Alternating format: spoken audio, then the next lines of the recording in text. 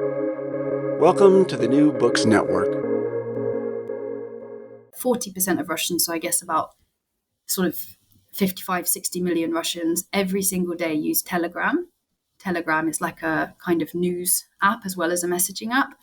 And on Telegram, you can access anything you like, any information you like. And yet of the 30 most popular political channels, 24 are pro-war.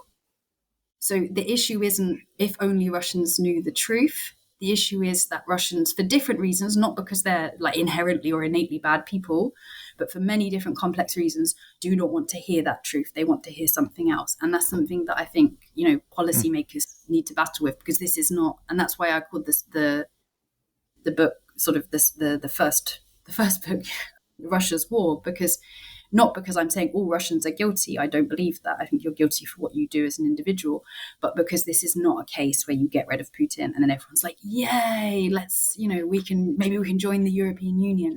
That's not going to happen.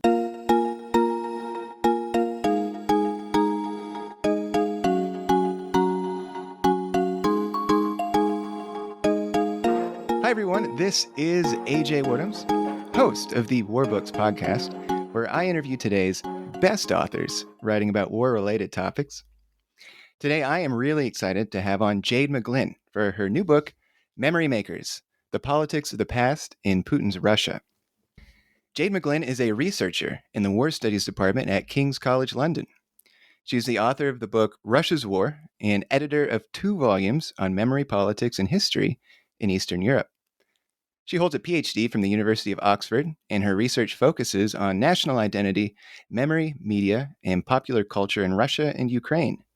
She is a frequent contributor to international media, including the BBC, CNN, DW, Foreign Policy, The Times, The Telegraph, and The Spectator.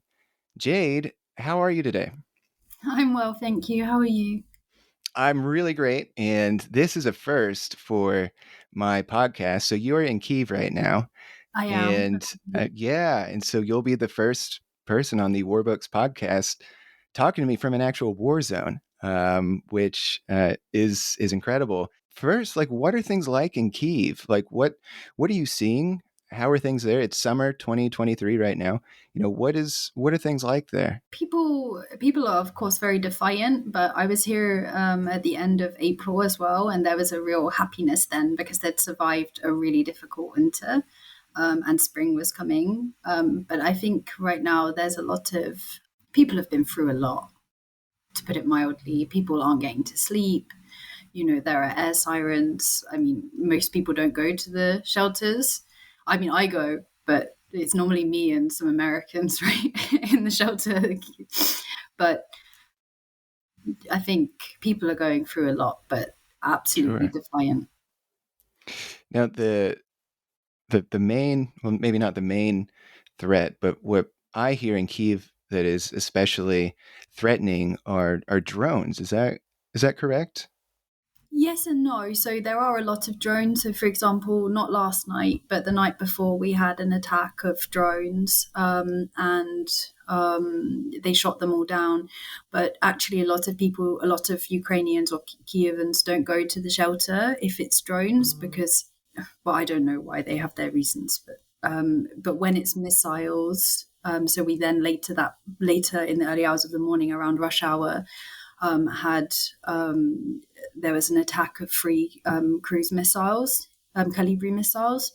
And for them, they even say on the messaging, do go to the shelter. And that time there were more Ukrainians because it's more dangerous, I guess. Sure. Wow. Well, doubly grateful that we're able to do this interview and that you're there on the ground, seeing things and continuing your good work. So your book, Memory Makers, very fascinating topic to me. Propaganda itself to me is just very interesting. I'm not exactly sure why. I think a lot of people are like that. Maybe it's just understanding how other people think.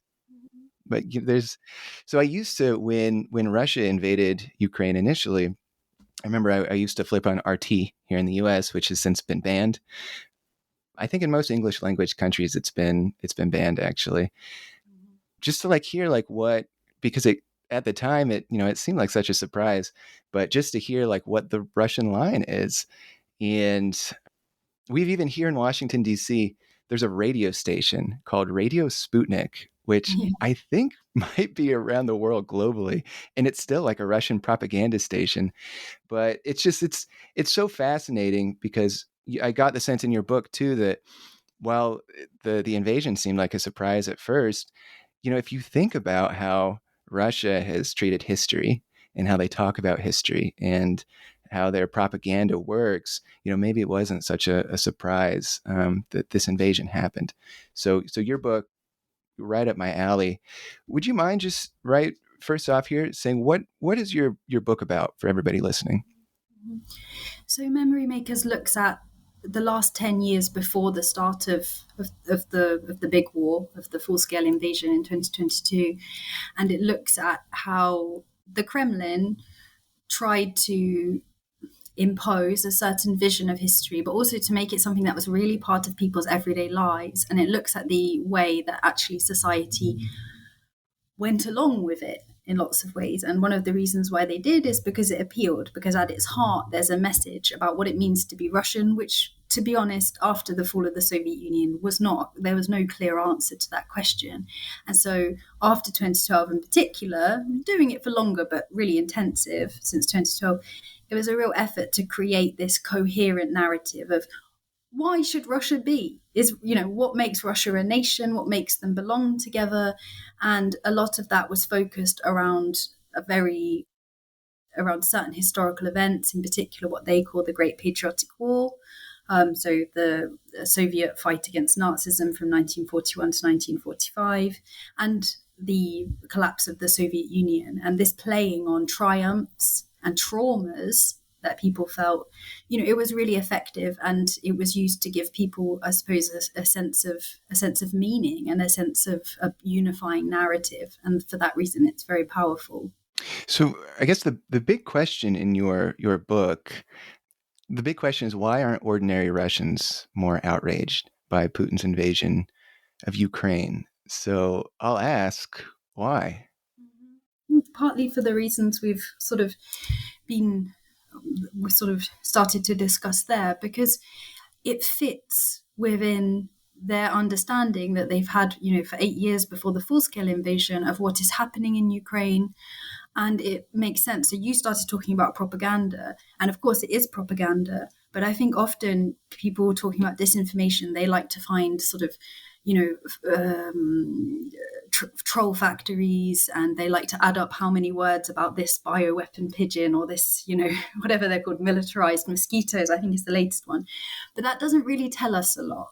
That just tells us about one kind of drop in the ocean tale. What we need to look at much more is what's in popular culture and what are the core narratives, because narratives aren't really about facts. They're about making meaning.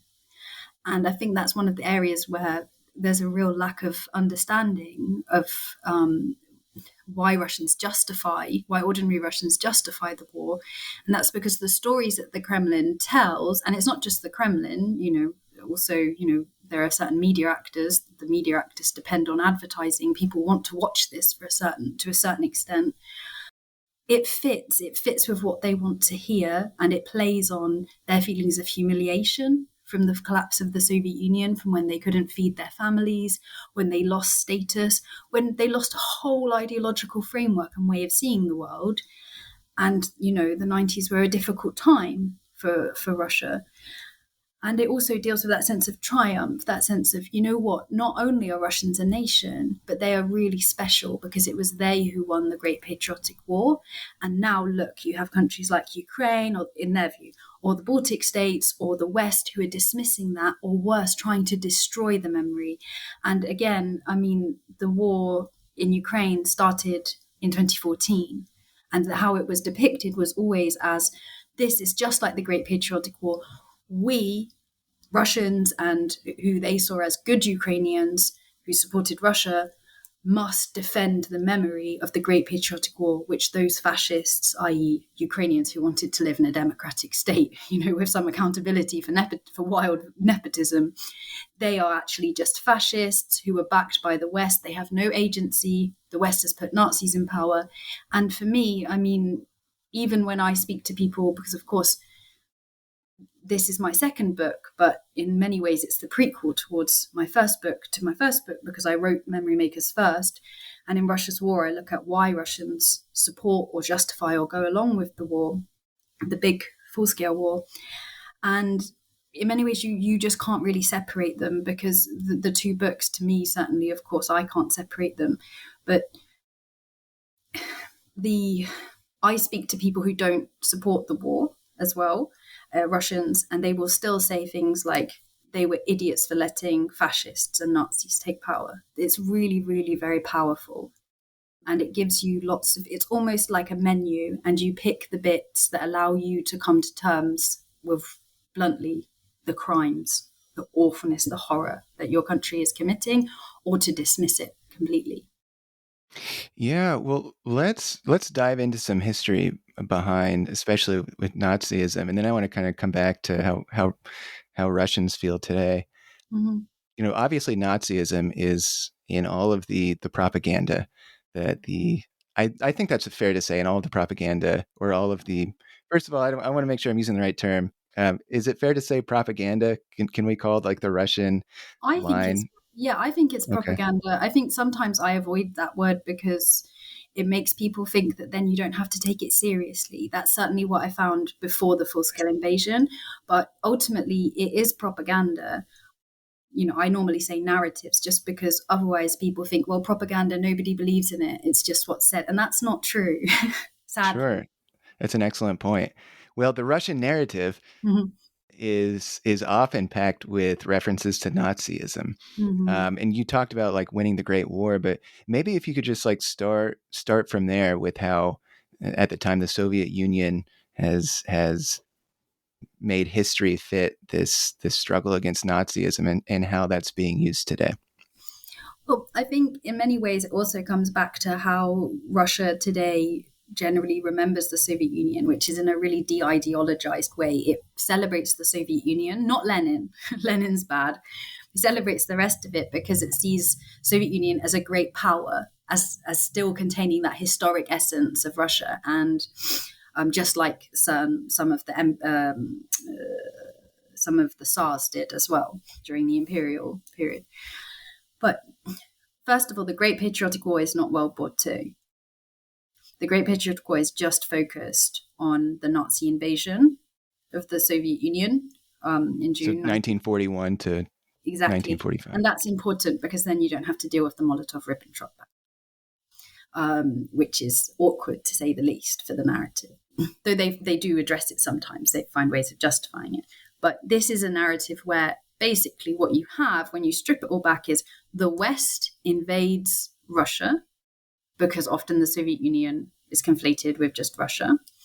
And Russia fights back, and it has help, from some of the other national Soviet republics. And those people are good. But it also has sort of nationalists who betray Russia. It doesn't talk about its own collaborators, just about other people's. And within this, there's a real focus. So you said earlier about how prominent the Nazi narrative is, and it's true, but that is mainly in propaganda for the West. It is still there in domestic propaganda, but it often will call Ukrainians banderivtsi, and this is a reference, banderovtsi in Russian, banderovtsi in Ukrainian. And this is a reference to a man called Stepan Bandera, who himself actually spent most of the Great Patriotic War in Auschwitz, but was the leader of a nationalist, of a particularly radical wing of the nationalists, some of whose followers took part in the Holocaust and in massacres against Poles who lived in Ukraine. And this has been a core element, not just since 2014, actually, but much sooner, to dismiss Ukrainian identity as something that is just reduced to, these particularly extreme nationalists who lived during a bluntly very horrific time following the Holodomor, following World War II, on Ukraine, which was, not like the World War II Britain or America experienced, and to reduce, people who essentially really just want accountability or to, take part in what they see as kind of European democratic values, to reduce them, to make it as if there's something wrong, there's something diseased with Ukrainian identity. It's just extremist and neo-nationalist. And the only legitimate Ukrainian identity is that of people who understand they're just Russians' little brothers and that they should be in unity and kind of subjugated really to Russian needs. And that's where this element is important. But a key role that's played here is so-called memory wars. So, for example, the taking down of statues, to sometimes to Russian writers, sometimes to people who were Soviet war heroes, but also had careers after 1945. Where maybe, for example, in Prague with Marshal Konev, where they took him down not because he was a Soviet war hero, but because of his involvement in the Prague Spring, which to me seems entirely legitimate. But that's not how it's reflected back in Russia. And there's this idea that Ukraine is trying to sort of destroy the memory of the Great Patriotic War, and that's just further proof. And it sort of makes sense when you come back to the de-ideologization of the Soviet Union, because really what you have is, if there's no essence where it's an anti-fascist struggle against Nazi Germany, really what Russia means when it says we need to restore the post-world order, we need to restore the primacy of the memory of World War II, is it means it wants to go back to a Yalta world order, the world order decided at Yalta, where essentially it controlled what happened in most of Eastern Europe. It had the right to sort of do what it wanted. So in a very weird roundabout, in a weird to Western audiences roundabout way, what you have is Nazis are simply people who do not like Russia. Nazis are people who do not want Russia to control Ukraine or the Baltic states or any other country, because they are people who are challenging the the post-World War II order that Russia won through the blood of its citizens liberating Europe. And actually, when you look at it that way, you can start to see, not that it's correct, it isn't, but you can start to see why it appeals to normal people, because, the memory of the Great Patriotic War, it touched an awful lot of people. I mean, proportionally more in Ukraine and Belarus, but still it touched an awful lot of Russians, and it's very there. And as I was saying, and as I kind of detail in the book, the Kremlin has done a lot to make it in people's everyday life. So whether or not that's because your son goes to an after-school camp where he recreates the battles, whether or not it's because your daughter goes to a summer camp where she learns how to conduct historical information campaigns to protect against those who would discredit the Russian narrative of World War II, whether or not it's the murals on your sort of apartment block, all of these different ways, all of these different elements, they all contribute to making World War II, first of all, part of your everyday life, but also that sense that it's under attack. Your most sacred memory is under attack from the West, from Ukrainians who are supposed to be your brothers, in their view. And it creates this sense of you are the victim. And anything you are doing, violently or aggressively, that some other people may see it, well, they're wrong, because actually what you're doing is you are defending not only yourself, but what is right, because who disagrees with defeating Nazi Germany, right? You don't disagree, I don't disagree.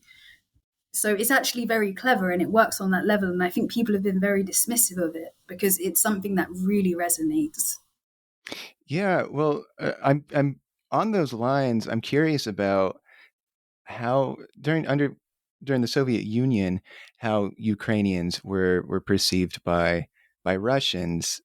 Let's say in like 1950, if you were to ask a normal Russian, what do you think of Ukraine? What would this person most likely say? Let's go for later, after Stalin instead. Like, if we skip forward a few years, because then some interesting things happen that give us a bit more insight. But because they probably wouldn't have said anything in 1950 because it'd be terrifying. They'd have probably reported you, right? Sure, yes. You weren't gathered around the dinner table in the privacy of, yeah. Yeah. So after the death of Stalin, and of course during Khrushchev gives this secret speech where essentially he denounces the cult of personality around Stalin, in 1956. But another part of that speech is he also sort of talks about the deportation of nations of different nationalities. And because this happened, for example, the Kalmyks, who are a sort of Buddhist nation, they originally came with the Mongols. A few Kalmyks collaborated with the Nazis during the German occupation of their region, and so the entire nation, including heroes of the Soviet Union, were deported, and their autonomous republic, or their republic rather, was destroyed. And Khrushchev made a joke, he himself having many links, of course, and roots in Ukraine, that if we'd applied it equally, this rule would have had to deport half of Ukraine. And so there was always this sense that some Ukrainians, had betrayed the Soviet Union. But of course, it's problematic because what that forgets, because it forgets the Molotov-Ribbentrop Pact, is that half of Ukraine was only brought into the Soviet Union after 1939. So of course, they're not. I mean, I wouldn't use the word traitors about anybody anyway in this particular case, but they weren't really even sort of Soviet citizens, and they did tend to have more national consciousness.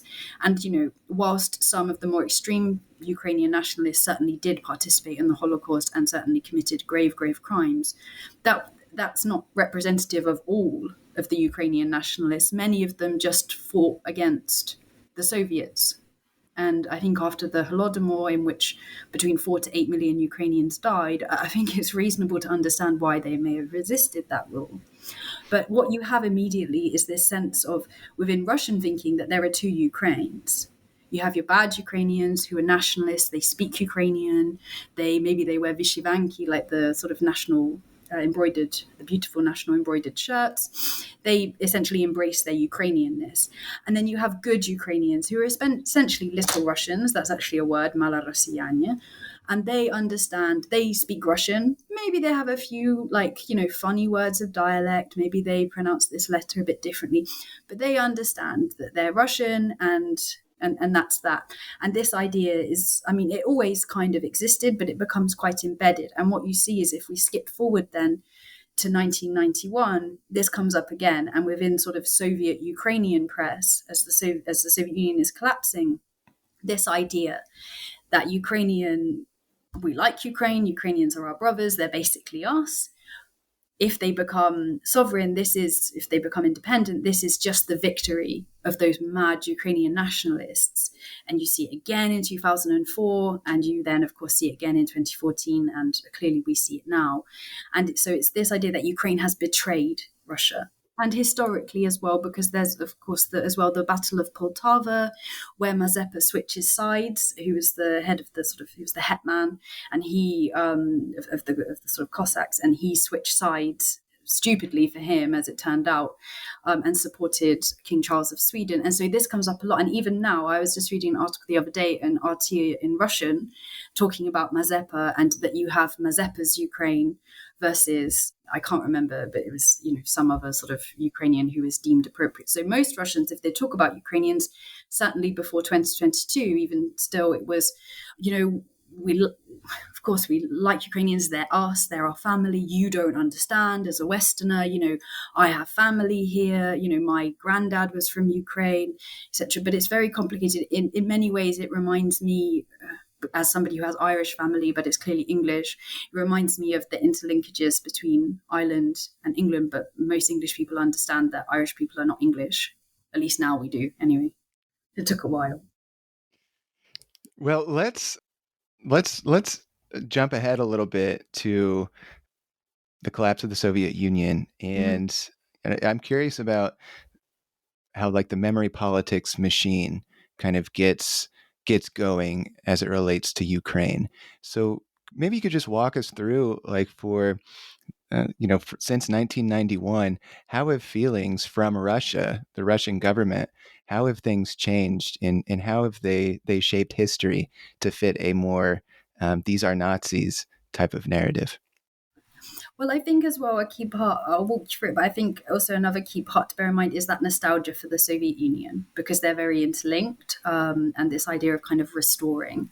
So in 1991, what you have is Yeltsin really trying to kind of create a post-Soviet Russian identity where there really isn't one, because, Russia is quite difficult to. Russia has rarely been a nation state. There's the sort of famous quote that Britain has an empire, or had, but Britain has an empire, Russia is an empire. And that sort of sums it up. So it was quite difficult. But Yeltsin tried to almost externalize the Soviet so that Russia Russia was not equated with the Soviet Union. And he failed at that. He failed because people did still, relate to the Soviet Union, and in particular, when it came to the Great Patriotic War. And so when Putin comes in, he almost immediately restores the Soviet national anthem that Yeltsin had got rid of, obviously with some new words, but essentially it's the same thing. And certainly from 2005 as well, he starts to really go quite heavy on the Victory Day parades, which are celebrated on 9th of May, but under Putin, actually to a certain extent under Yeltsin as well, but less so, become a really big thing. And, George Bush is there, Tony Blair is there, which, feels insane to think of now, UK, but watching Russian tanks on display, but there they were. And so it's already kind of getting started. And then in 2008, under Dmitry Medvedev, when he became president, before he drank so much as he does now, perhaps,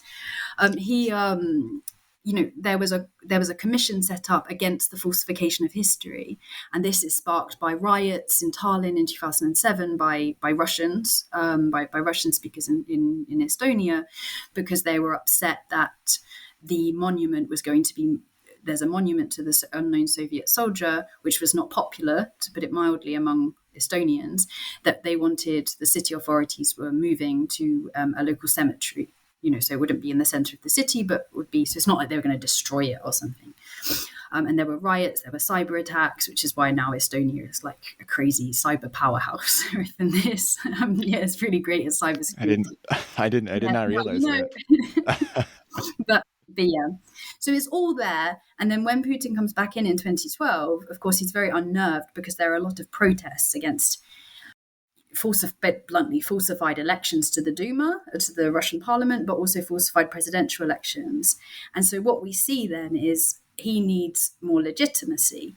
And the economic legitimacy that he previously had, because things were a lot better under him than they were in the 90s, that's running out because the economy isn't doing well. So it turns more to a sort of, well, I'm going to restore Russian great power. And of course, the pinnacle of this is Crimea, the annexation of Crimea. I was in Russia, I lived in Russia during this sort of whole period, and there were so many parties, just like Krim Nash, like Crimea's ours, just 3 days of just absolute, just getting drunk, to be honest. And people, and there was also a real popular demand for the annexation of Donetsk and Luhansk as well at that time, but for different reasons, the Russian government decided it wasn't in their interests.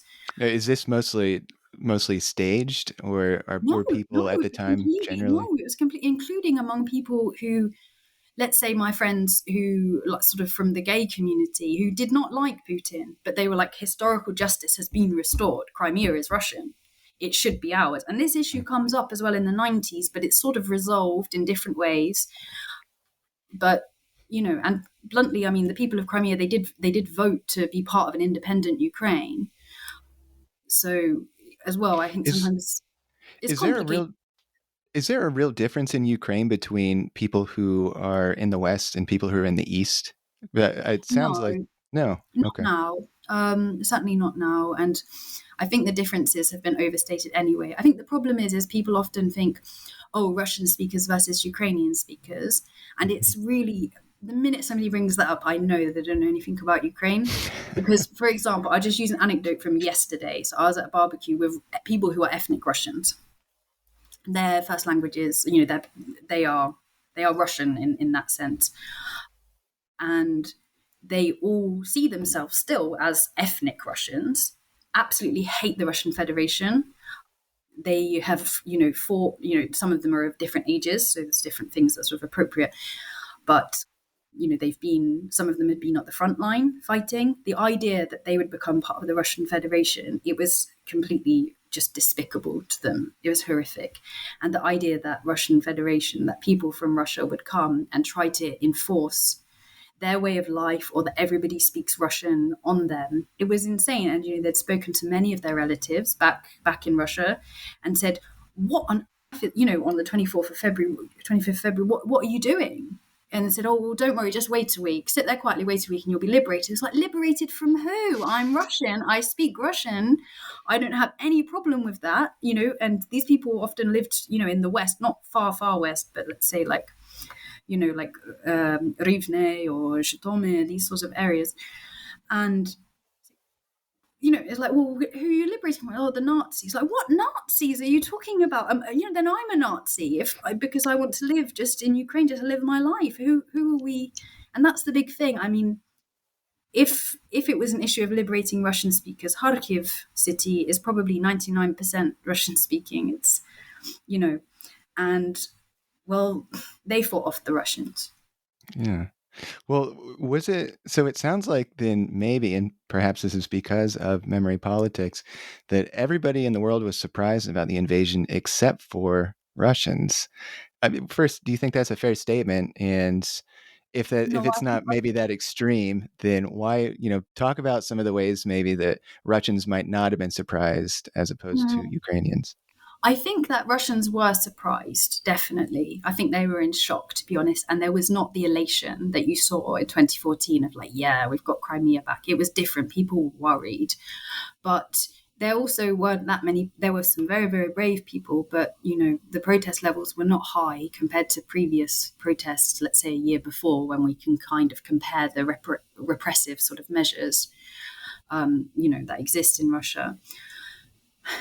But the issue is that it sort of made sense to people because it made sense of everything they've been learning sort of through this kind of these historical narratives that were used to kind of as an analogy, as the only way to understand the present, which was that Russia used to be great until the West destroyed it. It put Nazis in power in Ukraine as part of destroying Russia because, Ukraine is part of Russia. It's rightfully ours, Russian. And so Putin, he took Russia and he got Russia up off its knees. That's a very popular phrase. He got Russia up off its knees after the West humiliated it, started doing, color revolutions, imposing its will on Russia's, spheres of interest, Russia's, innate natural allies. And now we are restoring justice, not restoring the full Soviet Union. Nobody wants Tajikistan, to put it bluntly, but restoring that core of what they see as historic Russia. So basically the ideal, I guess, would be like a unified kind of federation between Russia, Belarus, and Ukraine, or at least most of Central and Eastern Ukraine. And normally they argue that Lviv and those places, they can just go to Poland, which is good of them. So it's that idea of restoration because there's no vision for the future in Russia. So there's just a vision of restoring the past and certain elements of the past that were unfairly taken. And that's kind of the best it can get, which is why the historical narratives are so important, because it's about looking through the past, seeing where things went wrong, and then almost fixing them. And it's actually a very popular book genre as well in Russia, which is called Papadnichestvo. And these books are essentially about going back into the past and fixing some kind of historical moment, whether or not it's going back into World War II but you go back and you've got a super weapon and then you're able to like kill Hitler, or you're able to stop all the losses of the Soviet Union. And I mean, they're really very popular. And it's that sense that something went wrong and we need to kind of go back and fix it, and we need to relive it and get back to where we should be, what's rightfully ours. Do you think most Russians believe that? Do you think they drink their own Kool-Aid, I guess, if you want to call it that way? Do most people have a grounded in reality kind of understanding of what's going on in Ukraine? Or do you think that the media is so controlled that, if you repeat something enough times, then it becomes true in mind? Are most people, do you think, in their living rooms like, yeah, that's what they're saying on TV, but there's no way that that's true? Or do you think most people actually believe a lot of these narratives? look, a question of belief or not belief is always difficult for an analyst. I think what's more important is that these narratives resonate. They make sense in a way that, for example, if I were to turn up in Moscow tomorrow, or let's say somewhere else like Voronezh, or, somewhere more regional, and say, oh, you guys, you've been doing all these terrible things in Ukraine. Have you not thought, like, wouldn't democracy be great? And, like having a fairer form of capitalism, that would just be, it would have no resonance with people's life experience, right? I mean, that would be a good thing to turn up and say in like Britain or somewhere. But I do want to make one point, which is that, yes, I think that many people do believe those core narratives, not necessarily because they're mobilizing, but because it gives them an excuse or a justification. Because bluntly, if you did know or thought, let's say you just as a human being, somebody tells you, right, your country, where it's pretty difficult and scary, right, to protest or to kind of publicly go against, say, your country is committing heinous war crimes. And you hear that and you kind of feel that probably that's true, in that sense, when you hear something, you don't want it to be true, but it's true. At the same point, pretty much all of the media and everyone around you is either completely silent about the war crimes at best, or saying it's a lie. People are just trying to pin it on Russia like they always do. They've always hated us. At that point where you kind of need to decide which narrative path to take, it's pretty clear to understand why you would take, the second one, because what are you going to do with that knowledge? The knowledge that your country is committing war crimes in Ukraine. Are you a hero? Are you going to go? And we've seen Russians who are.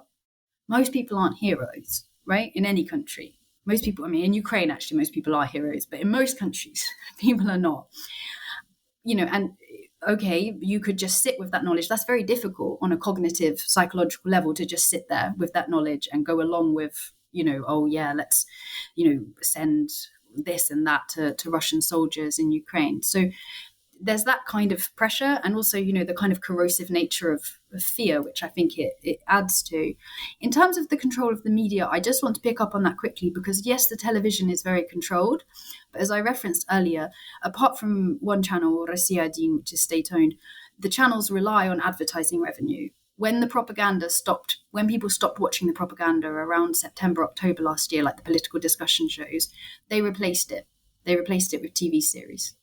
And the amount of propaganda on the daily TV schedules also went down. People stopped watching. Why did people stop watching those shows? Because it was too much. They just got bored of it. Yeah. And then another point to note is that 40% of Russians, so I guess about sort of 55, 60 million Russians, every single day use Telegram. Telegram is like a kind of news app as well as a messaging app.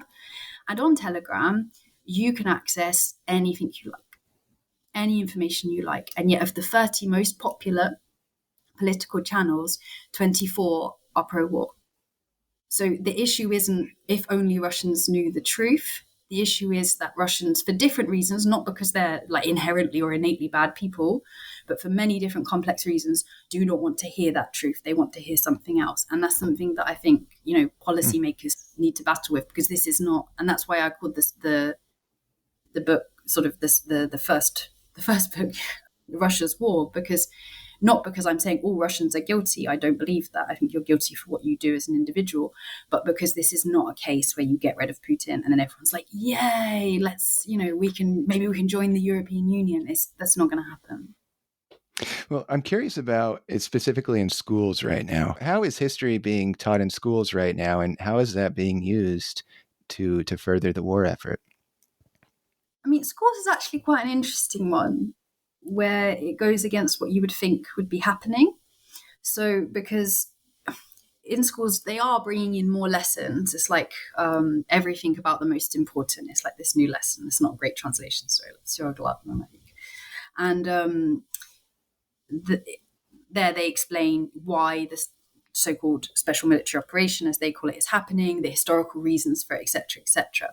There are also efforts to introduce a unified historical textbook, just one textbook where you would teach. However, they've been saying they're going to do that since 2008, and they haven't quite done that yet. And so what you have are several textbooks that are used within Russian schools. You can use kind of different ones. It's the same issue in the UK. I don't know about the US education system, but they're different ones. And look, none of them are kind of in any way like massively challenging the official narrative, but they kind of agree with it and disagree with it in different ways. So maybe they focus less on the gulag, or maybe they focus a little bit more on it. But so there is difference, and it's interesting because there was there's a recent poll done. Maybe it was done just before the war, actually, the full-scale invasion, and it showed that Russians very much support the government's sort of patriotic history line, but they don't feel that it should be taught in schools, or not as many feel that it should be taught in schools in that way. They do feel there should be a bit more critical engagement with history because that's like an academic setting. And broadly, the government has kind of gone along with that. Like I say, it does appear to be changing. But the interesting thing is, whilst that's true for schools, it's kind of a little bit more nuanced picture. When you look at extracurricular activities, and many, many Russian children do extracurricular activities, for example, Yunarmia, Young Army, where you have 1 million young Russians. And then it used to be for sort of slightly older ages, and now it starts from, I guess, the equivalent of like first grade in the US. They've now expanded it. And the history they learn there, these are essentially fascistic organizations. They are about mobilizing children, about bringing them up, on these kind of historical grievances and threats. You also have military history clubs where children go and they wear the uniforms of the Red Army soldiers. They bring all of this equipment out from museums, and then they make them go on marches like their forefathers went on marches.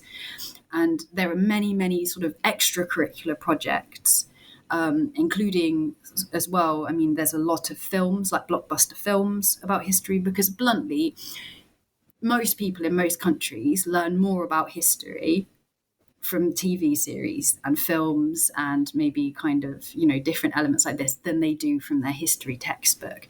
And I think the Kremlin has understood that. So it doesn't, the history textbooks, they're almost kind of not the place to look, because they give us a bit of information.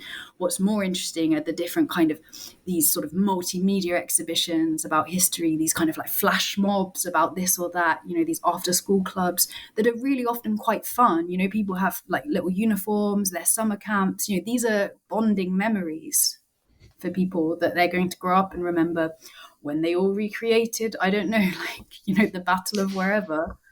And I think again, like this sort of popular culture element, it's really hard to measure, right? Which is often why people don't want to talk about it. But it's there. It's been there since 2012, especially since 2014. There was a directive, from Putin at a meeting in 2012 to create living forms of patriotism when you're speaking to youth organizations, like the heads of different youth organizations. And then they've gone off and they've done it. And these have been around for a while. And, I think it's going to be really hard to dislodge, because they're now part of people's childhood. Yeah. It's so interesting that you bring that up. I interviewed an author a while ago, and she wrote a book. Now, I know it's like the Nazi comparisons, like those, Nazi Germany is a different time than where we're in now. And that's important to recognize. She wrote a book about her father, who was forced to be a soldier in Hitler's army. He was in the Hitler Youth. And her book, she talks about how her father, starting in grade school in the 1930s, there was, I forget the exact name of the organization. I don't think it was actually the Hitler Youth. It was like a precursor to that. But it was basically just like Boy Scouts, where you would go, you would build like campfires, you would go do outdoor adventure stuff. Except it was also kind of tinged with, leaders in these groups who were like, okay, now this is all possible because Hitler, the leader of our country, has like made us all great and empowered us to live on the land and stuff like that. And I'm as you're talking, I'm reminded of that conversation I had, because the similarities are really striking. I agree. And I think it's okay, this is not like a sentence I say all the time, or maybe that people hear all the time, but I was speaking to Himmler's great niece Wow. a couple of months ago. Yes, never heard that. No. And she was saying about how, because we were talking about sort of my book, and obviously, there are similarities, but, it's not clearly, it's a problematic analogy on many levels. But she was talking about how she finds it, really fascinating because, of course, everybody wants to ask about her great uncle, but to her, the more, Heinrich Himmler, but to her, the person who's more interesting is her nan, who actually, at home was her great aunt, because at home she was quite a liberal person in terms of how she brought up her kids, was kind of like easygoing. She didn't ever really talk about all of these elements, and yet she was married to Heinrich Himmler. And it was just that element of like, what happens to ordinary people? And I think, we often like to almost like pathologize certain things. And the idea that if you don't make them kind of totally pathological, like what happened to the German people and what differently, but, maybe happened to Japanese people, or what happened to, kind of what happened, those processes and how they came to justify such horrors. And similarly, what's happening to Russia, there's an attempt to be like, oh, well, there's something completely wrong with them, and they're not like human beings. But that's not that's not how we would act. That's not how this is something specific to their culture. People try to find all these kind of historical determinism, which makes me laugh because it's quite similar to Putin. Trying to find this historical essence. But of course, it's broadly nonsense, that approach, in the sense that, yes, there are clearly sociocultural kind of impacts, that certain histories and learned behaviors have. But broadly, when I was looking at when I was writing Memory Makers, I'm sorry, but I saw, many, many similar patterns, in Britain, in the US, in pretty much in every single country. It was just the extremity. And that's not to dismiss the importance of something, being of the extremity, but you see a lot of these practices everywhere, and I understand why people don't want to see themselves in Russians, particularly right now, but I kind of think we have to, because otherwise we're not going to understand how they got there. People say to me like, oh, how do people believe all of this like World War II stuff? Do they believe it? And I think, let's say a Briton says it to me, and I think, okay, but quite a lot of Britons, let's say during Brexit or leaving the European Union, reacted quite angrily when, let's say, Germans would criticize them, because they would say things like, oh, well, my grandfather never gave in to the Germans. And it's pretty obvious what they're referencing. They're obviously referencing World War II,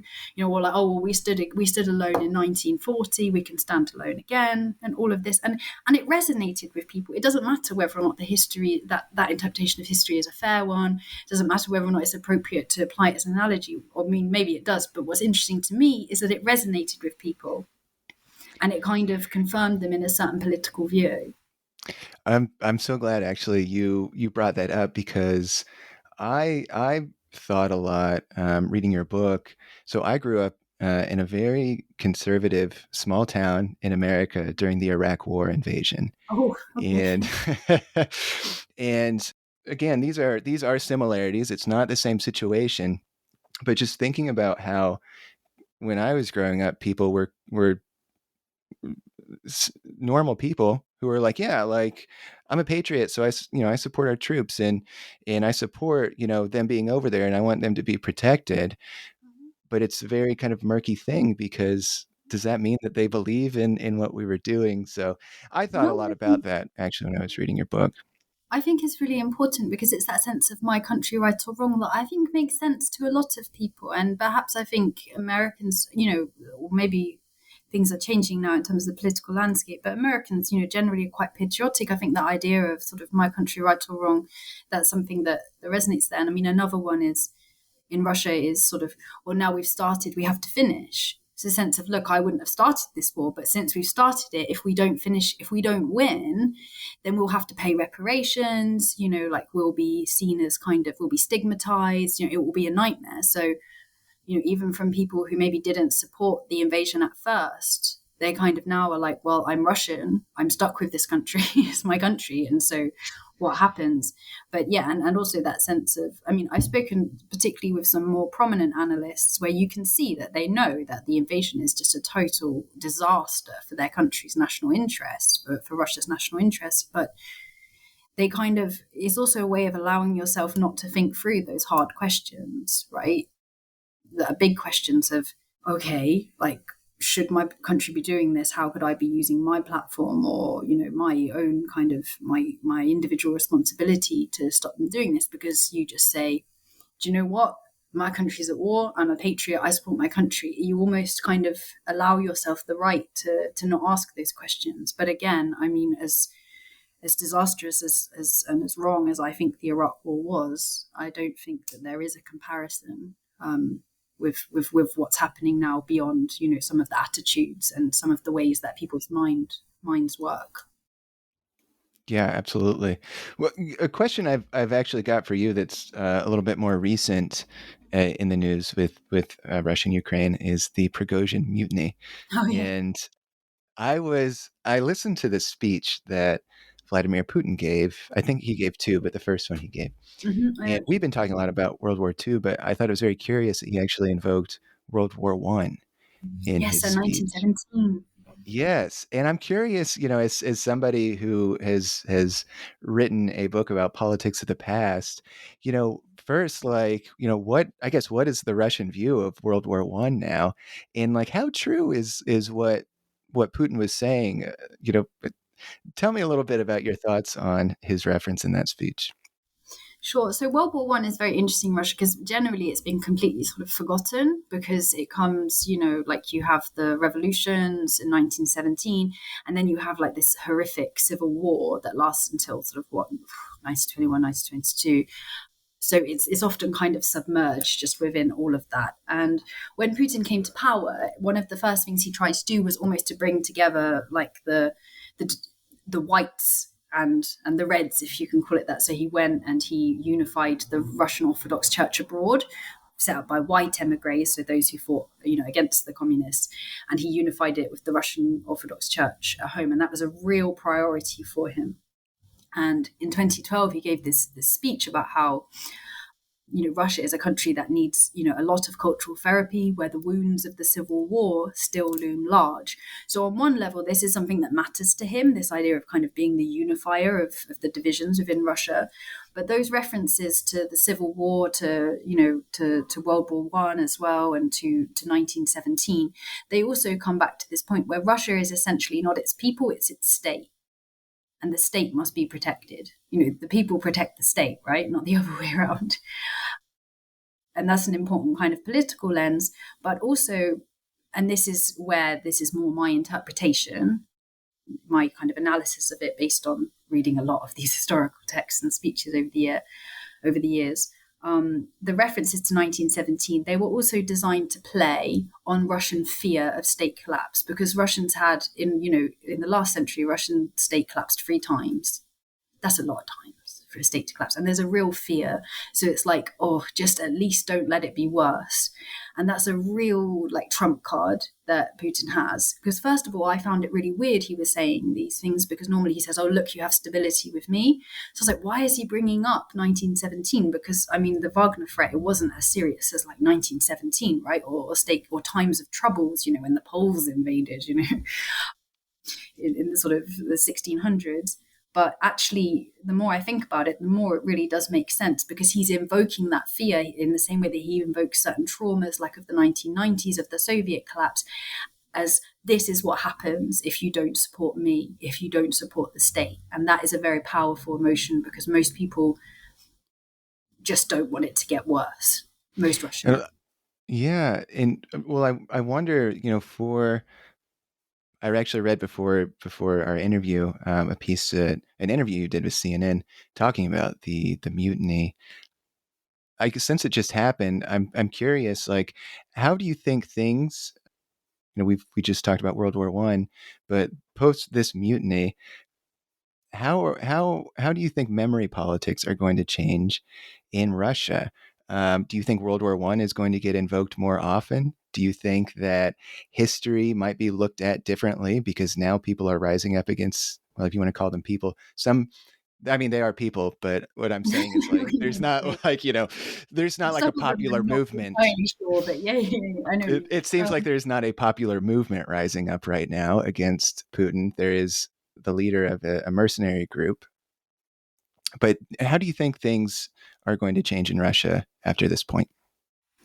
I'd be surprised if they changed dramatically, because I think pretty much all of Putin's history, politics, and use of history comes down to 3 things, which is the Russian state must be strong, Russia is a great power, with this role like in the world, to project its power. And Russia has a separate kind of civilizational path from that of the West. So I think those core points, when you kind of boil them all down, will still be there. But I think we'll increasingly see much more focus on state collapse and on the threat of kind of historic state collapses, and why Putin is such a great leader, because unlike Nicholas II or unlike Gorbachev or whoever, he won't allow that to happen. And we're already starting to see that narrative emerge, like on the Sunday talk shows, for example, and the news discussion shows that if Putin had been there in 1917, then none of this would have happened. So again, that invocation of trauma to suggest that Putin is almost healing it. I think we'll see Is more. that generally how television programs speak about Vladimir Putin as kind of the fixer of all things? Yeah. Yes. It's funny, just because it's slightly off topic, but it's just because I'm in Kiev and I used to travel between Moscow and Kiev quite a fair bit, often via Minsk, right? Because you couldn't fly directly after 2014. And I remember I would obviously watch Russian TV in Russia, watch Ukrainian TV, in Kiev. I remember coming back to Kiev from Moscow, and I'd so used to how Russian TV spoke about the president, in these kind of these tones, like he's an absolute Tsar, and everything's like Putin did this for the people, Putin has allowed this to happen, thanks to Putin we got XYZ, all of this. I came back to Kiev, I put on TV, there's some political satire as Poroshenko as president, and they had a picture of Poroshenko's head on some kind of mad dog, and they were completely satirizing him. And I was really shocked, I was like, oh wow, you can speak about your president in that way. And I was like, this is good, this is amazing, that's how you should be able to speak. That says a lot about, Sure. Not just your attitude towards power, but also your attitude towards yourself, as a citizen. Sure. And yeah, to me, that kind of crystallized differences that I'd already noted, but really, it crystallized. Well, with Memory Makers, what are you hoping that readers take away after reading Memory Makers? Yeah, I think there are a couple of points. One of which we kind of already touched upon, which is that, okay, maybe 3 points. So the first one we've already touched upon, which is that Russia, this isn't something pathological about Russia. This is something that happens in all countries. And unfortunately, it's an increasing tendency towards this sort of historical narcissism.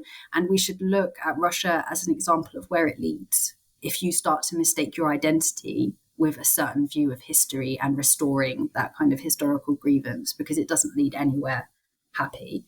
Secondly, I would say that it matters. This is not just kind of some propaganda line, as many people used to try to convince me when I was doing my PhD on it. And I was like, no, you don't understand. This resonates. This works for people.